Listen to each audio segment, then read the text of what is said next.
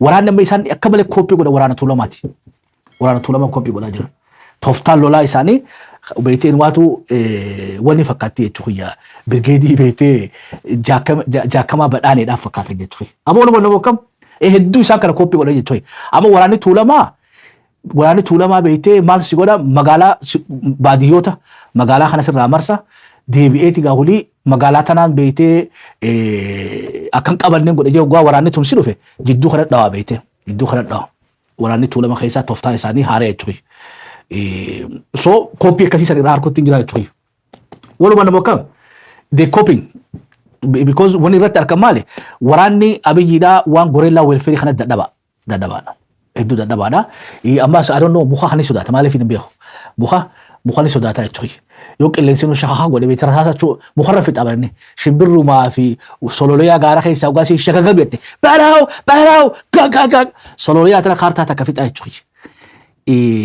Nervous waraana nervous teetu gaara seene I think yoo suuraa agartan hin beeku beetee hedduun gaddee jechuudha talaatan ijoolleen beetee akkan afamtee reefa kana gadoo hoggaa gaara gabboo wanta agartanii yoo agartan takka naa hanna hedduu lafarraa afan karaa qobboo kana namni nafne I think wannummaan lola Ijiptiidhaa godhanii san hin jee tooftaan Ijiptiidhaa kubbaa keessatti amma woboodhaan kana kanii amma isaanii dhaamuu barbaadu jechuudha amma durallee jenneeni woboonis kooppii godhuu qaban amma. Wanni Tigraay keenyarra addaa lola counter attack kana hafarsan laal. Aarsaa guddoo kafalanii beekadha. Akka malee aarsaa guddoo qobborra kafalaniiti abiyyi sanbooda numa dheessee jechuudha karaa waldayaa. Ebergaa lola garii masriin akkam sigoo toggaa kubbaa daanyaan fiishkaa fufuumaa fi kubbaan eessaadhaa dhuftee sisseentee quban qabdu jechuudha. Bal namni irra guddaa amma kubbaa hoggaa laaltan hoggaa walakka irraa jalqabdee dhaagooteetti if booda deebisaa taphataa isaa kana bantee haga daqiiqaa beektee kudhanii shanii takka banattee suutatti akkasitti tooftaa isaa ilaaltee masriin akkasii kubbaa tokko kanneetu hasada kubbaan lammaffaadha goolii teebee jirti mataan taatu lafaan taatu sin naqee mokkam horii namni sirraa danda'u hin jiru jechuudha. Lola qalbii nama cabsu takka nama gaggeessan. Itoophiyaa torbaa fi duwwatti jaha fi duwwatti wanni hogguu moohaa turaniif yoo barana taate malee jechuudha. Akkas tooftaa masriidhaati. Wanni wayyaaneen goote qobborra gatii guddaa kafalchiifte ifiifis gatii guddaa kafalan. Ammoo akkasitti isaan san punish godhuun isaanii san adabbii jabduu ofiifis gatii guddaa kafalanii abiyyi gatii kafalchiisuun sani huligaa achirraa ilaa hanqa waldayaatti waraanni hulii qalbii cabe kanaa jechuudha waraanni. Walii gallamoo kam jiraan waraana fayyadaa warri agarree naan jettan waraana beetee lola qalbii cabiinsaati abiyyi irratti gaggeessanii jechuudha. Amma waldaa walii qabamee waldaa kunis hulii yoo mana dhufanidha hotee ammaas achirraa. Dubbiin tiisanii galti mokkam. Ammoo gaafin guddoon boodallee bal'inaan irraa odeessuu barbaadu keessaa gara kooziidhaatiin dhugaadhaan waan lolaniif sanni qabanii ammoo gara siyaasaatiin lolli kuni maali end of the game isaa. Fakkiidhaaf lolli ammaan duraa regime changeidha. Akkana bara ilaa Finfinnee dhufanii mootummaa tana fonqolchinaadha. Tagaaruudhaaf. Lolli abiyyiin godheesi maqaleedhaati jechuudha kasa duraa. Maqaleen seenaa jeetti godhee seenee bara. Clear objective qaba jechuudha. Abiyyiinis maqalee qabatee wayyaanee achirraa daaraa godhu beetee duqeetiin godhajee seene haga takkollee godhee jechuudha.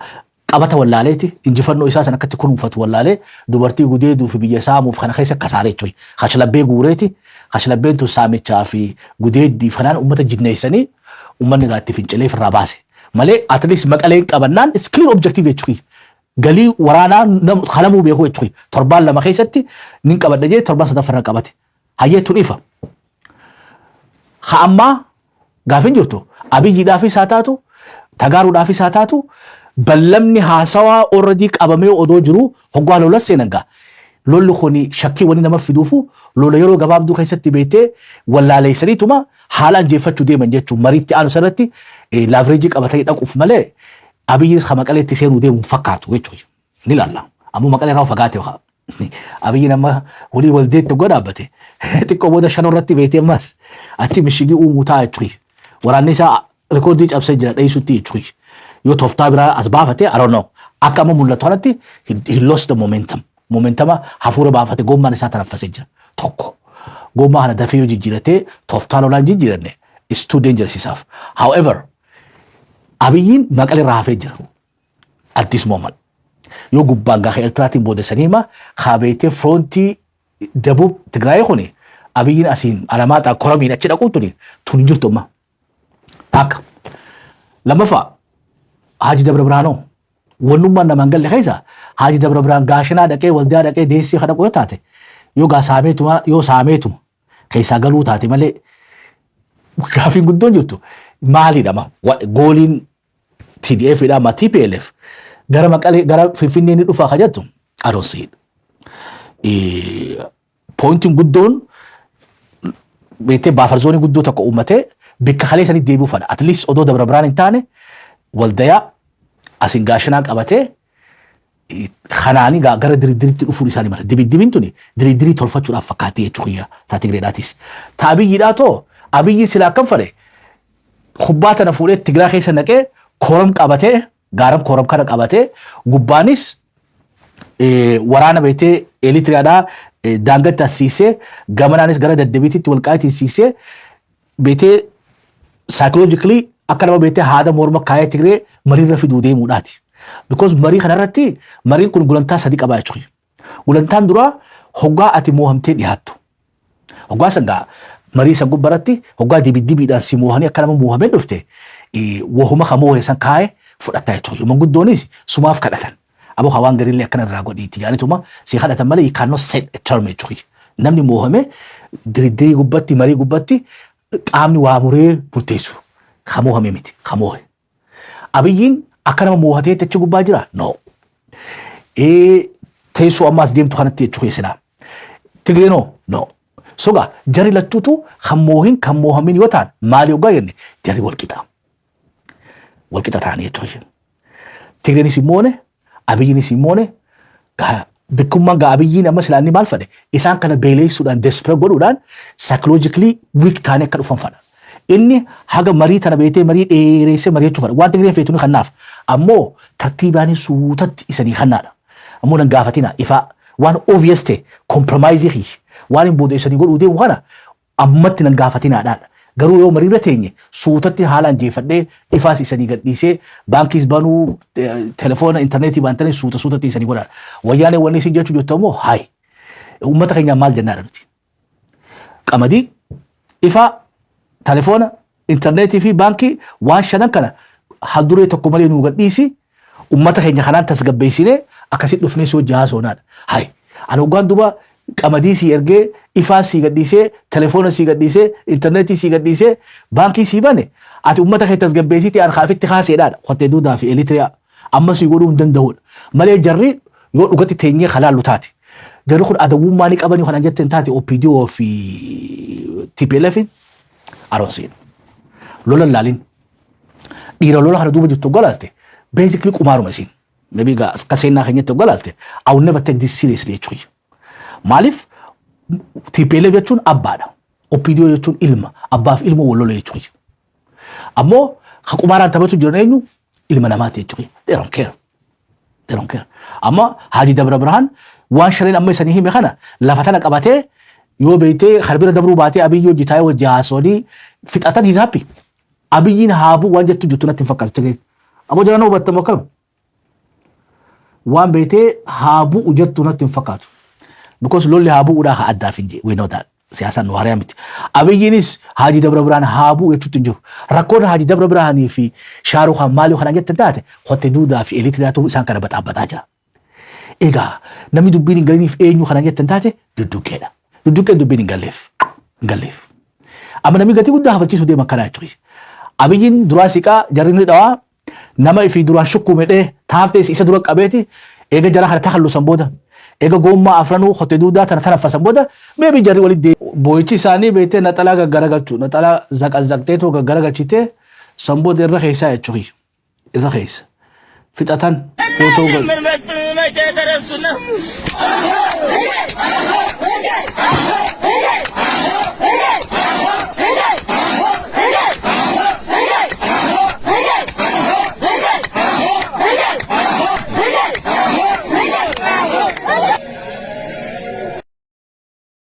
waliigallee bokkam egaa maaltu nama baasa oggaa jaanne wani nu baasu mee marroo garsiisee jechuudha sabni kun hidhachuma isa baasa sabni kun wanni isa baasu maali ogaa jenne hidhachuu ala numan jira yeroo because nuti ollaan keenya totally psychologically historically harwa feeteenu politically waan walit dhiyaatu miti jechuudha. Ani isaanii ramma warra dudduqee san turre naawayyaa jechuudha ka South Africa san dudduqee ka jiru san ka baala barxifatee deemu sanitu irra akurrileet to that. No falchalle akurrileet to that. Nin arkaa jechuudha yaraamata. Nuko flower maqaa isaa akka maqaan isaa kun strange teeni beekaa jechuudha. Asanti je maqaan keenya gwaje dudduqee jeetu khoflee beete akka maqaan beete sense of humor qabanii jechuudha warri baala hidhatee deemu. Namni raadu'eeti kun uummanni dhiichisa jira jechuudha. Duuba haa du'eetii yaafni gaddaa duuba uummanni kun. No. Duuti maalii gabrummaan maalii miidhamuun maalii? No. Bawarra ilma namaa ibiddaan gubee akkasiin marsee daabboo moo biddeenaa nyaannaa jee baraan jamaa godhu jechuudha. Walii galoo bakkam waamata Afrikaa bara waa hedduu agarree jechuudha. Kanaafuu sabni kun seriously ollaa nuti beete hadaamii ollaa gamsaa ta'uu hin qabnu jechuudha ta'amatu bochu qoree baasuu qabnu nutis qoree baafne waan qoree qabdu tana qoreedhaa ofirraa dhokkuu qabnaadha. Hidhannee hojjaasoo sarrakkoo irraan qaban hidhannee hojjaasoo irraa rakkoon qabu bara odoo rabbi kana hojii ollaa nu godhe irra naa wayyaa jechuudha jammaan dhifa malee naa godha beete ummata kanaatu irra naa wayyaa jechuudha. Mela geeffadha. Wewe jina? Nani? Asante. Asante. Bado tunaendelea tunataka kujua majina ya hawa. Ngoja kwanza. Okay, ndo jina lako? Oh yeah. Ngoja. Dudukwe. Dudukwe. Nani? Dudukwe. Iyo. Waligalle bokam. So pointi bet yalda bashaboni yaron tun amma khanaan naatee jechuudha yoo namni dubbiin galteef kana. Eenyu fakkaatee namicha kana meelaala eenyu maqaa isaa naa barreessa. Meelaalaati yoo beektan badhaasa qabdanii jechuudha. Maqaa keessa ni yaam. Eenyu mana michuun parallel wal maddii yaa jira malee it's not waan beekte wali coordinate miti. Maaliif dubatti jarjarraa jechuudha nuti. Already mirqaantanii beekte no ani hiriir wasanuu taraatan haa agarsiifnu jechuudha. Kophaa isii loltee haaf agartu. Diplomaasis kophaa isaanii dhiibanii farkan arra addunyaan duudatti galaa jirti. Addunyaan wali isaan jechaa jemmaa lola dhaabaadhaan malee akka dheengaddaa sanii jenesaayidii sanirra gaggeeffame maarree taate jaanii namni Tigreedhaa fi dhiixuuxaa jiru hin jiru jechuudha. TPLFidhaaf.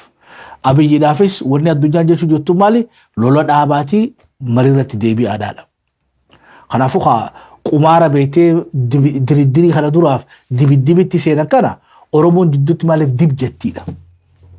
Walii gallaayu haa jiran wanni Oromoon arra beektee dibidibii diridiriin tolfachuu deeman keessatti Oromoon dib jechuun isii was the point. Odoo bar diridirii kana gubbatti OLN yoon dhufnen ta'uu hagar odoo irraa harkadhee. Beektee shoobdoota ittiin seenaa jechuudha. Maqaan hun dhoowwane barjarre. Maqaan sun dhoowwun ta'an. It's use and throw it. So if dandeenyee qabsoo teenya uffachuu. Isaanis of danda'anii qabsoo isaanii haa uffatan. Walii gallamoo akkam? Wayi maqaan hun dhoowwanii hidha ammaas hun dhoowwun ta'anii bara. Amma kan walloon beektee wannummaan haatanii ammaas jara kana cinaa dhaabbattaniif hin jirtu. Gatuma gurguddaa fi dhumtan. Dhumtan haga haftan kun ammaas lonkeetu saamamuu ta'a qabee duraanuu lola dheengaddaan qabsanne bikkummaa itti baqattullee jiru jechuudha. Odoo isanii nahanii hidhannoo sanuu dhiisanii maa isanii hin deemini jechuudha. Makiinarra fe'atanii rasaasaa guuratanii kutanii jechuudha. Arra silaa lola dheengaddaa san keessatti lola dheengaddaa bara Afar irraa hidhatee jechuudha. Arra isa akka godhu jiru nagartanii Afar. Lola dheengaddaa akka ajaa'ibatti irraa hidhatanii jechuudha.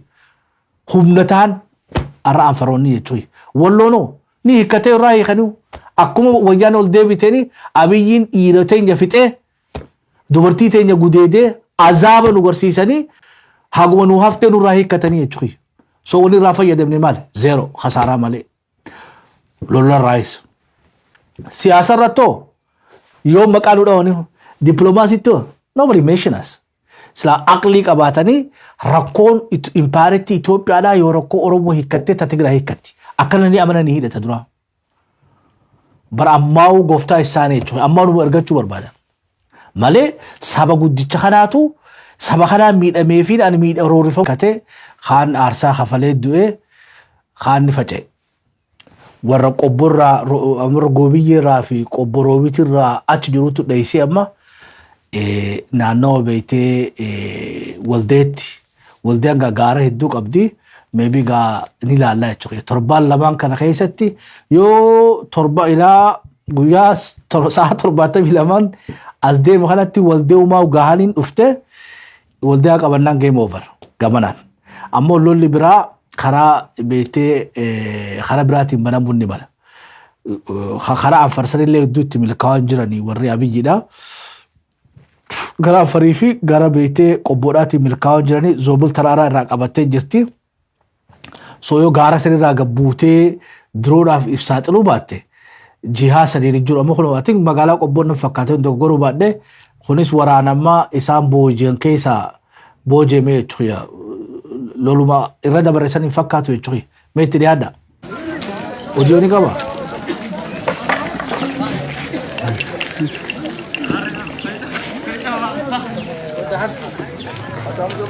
ما سلام هو مرحبا قلبت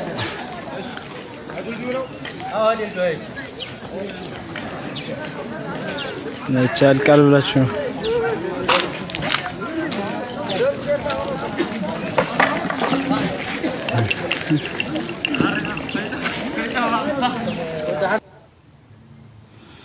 So akka agartanitti gaa already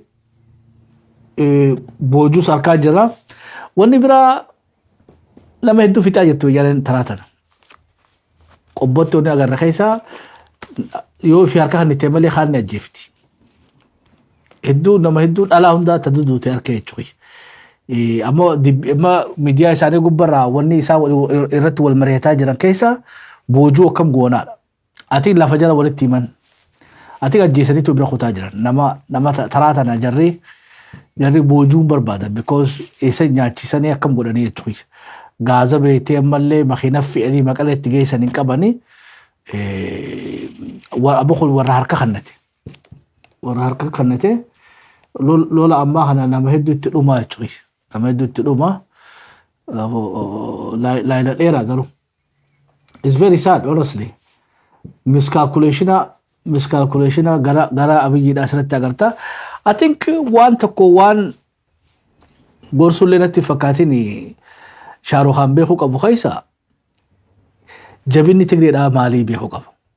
Lola kaabaa keessatti Hotte Duudaa fi Tigree fi Shaabiyaan warri Eritiriyaadhaa jarri sadeen kun adda adda jechuudha. Amaara Hotte Duudaa information isaanii irraa harkattee dhowwuu ni dandeessa. Ammoo Hotte Duudaan information kan harkatu. Dandeettii akkasiin qabanii jechuudha. Uummanni kun dandeettiin isaanii guddaan irra guddaan lolli isaanii lola al-harbul khada hajuun sani rasuulli alayhi salatu wasalam. Beetee shiraan simuwanii jechuudha gootummaa qofaanii miti. Toftaalu waraanaa ni qabanii lammaffaa ammoo wanni guddoon isaaniif easytti ilma namaa kan hundatti boojuu danda'an maali? Keessaayu always nama jaaratanii qaban. Amma Mitswaa doolaara beetee feekii photocopy godhanii ciranii maallaqa jechuudha maallaqa USAdha waraqaa ciranii photocopyidhaan tolchanii fake doolaara shaantaa tokko guutanii namicha I think General Xalaahun Maarree jaanii isaanii dogoggoruu baadhee sanii irraa fudhatanii jechuudha. Maal godhan hoggansa bitatan. Namicha beetee wannuma harka kaan shaantaa doolaara feekii akkasitti gaa Mitswaa dhoosisee Mitswaa nyaachisee jechuudha. Wanni wayyaanee fi Shaabiyaan itti khabiraa hoggansa bitti. Waraanni Itoophiyaa kuni rakkoo maalii yoo jennu taane hoggansi bitamaan always abbaa garaati. Gaayoo information eeggachuun dandeenye taate ilma namaa kana ficcisiisu was the point. Akkamitti guyyaa shan keessatti namni dilli kun harkaa boojamee dhumee jechuudha. Dhugatti amma Tigreen dilaanuma gootummaa daangaa bira dabre qabaattee dilanuma beetee irra humna qabaatteeti no already ballola karaa irraa dhufuun beetii jechuudha amma kana beetee quba qabdi dhuftee garafteeni kana bira kutaa lola amma karaa soqotaadha waagmira karaa soqotaadha sanimma achiin lola nabbunuu deemettee waraana achi qopheeffattee jirti raamarratti zaalambassaa baay'inamee deebii ammaas beetee Europe karaa Eertiraan itti dhuftu hundaa'u quba qaban jechuudha. Somehow eenyu gaafinti guddoon maybe Isaayyaasuu dabiliin taphatanii sodaachuu jira jechuudha. Nama dabala taphachuu jiru jira. Dabala ajantii jira. Kan beetee gamanattis information gurgurataa jiru. Eenyu kan beetee karaa waraanni tokko eega bobbaan isaa baateef waraana dha'uun easy. Because teessee eeggataa bara. Malatti baafattee easytti. Amma aspaaltii gubbaa waggaa kana oofanii waa gootummaa qofaan ittiin fakkaattu jechuudha. Waan shiraa geemiidhaa jira. Honestly hedduu waan qalbii nama cabsu jechuudha Shaarukhaaniif. Waraana itti dhaadatee itti qophaa'ee akkanatti maqaan isa baduudhaaf lola kana seene. This what he didn't learn. Always wanni inni barachuu dadhabe maali? Beetee meeshaan fidee maallaqa fidee waraana ammaa saareetti ol fe'e. Wayyaanee tana taraa tananii moohaadha. Taraa tananii moo adeero yoo iccitii kee qabachuu hin dandeenye beetee moohuu hin dandeessu. Ilaa guyyaa qiyaamattu. Amma gaa lola kanarraa politically hagam takka damage taata wussi.